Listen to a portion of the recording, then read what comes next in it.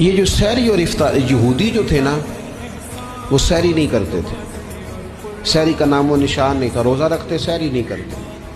تو نبی پاک صلی اللہ تعالیٰ علیہ وسلم نے فرمایا ہمارے اور یہودیوں کے درمیان فرق ہی سحری کا ہے، اور نبی پاک صلی اللہ تعالیٰ علیہ وآلہ وسلم نے فرمایا سحری کھایا کرو، سحری کھانے میں برکت ہے۔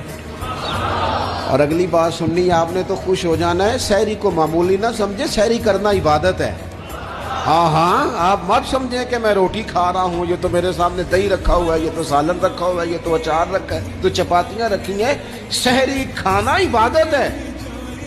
آپ صبح اٹھے، آپ کی تو روٹین ہی اور تھی، تو 7 بجے کھاتے تھے، 9 بجے کھاتے تھے۔ یہ جو آپ صبح کھا رہے ہیں اٹھ کے سحری میں، اپنی مرضی سے تھوڑی کھا رہے ہیں، یہ تو کسی کے کہنے سے کھا رہے ہیں، یہ تو کسی کے بٹھائے بیٹھے ہیں۔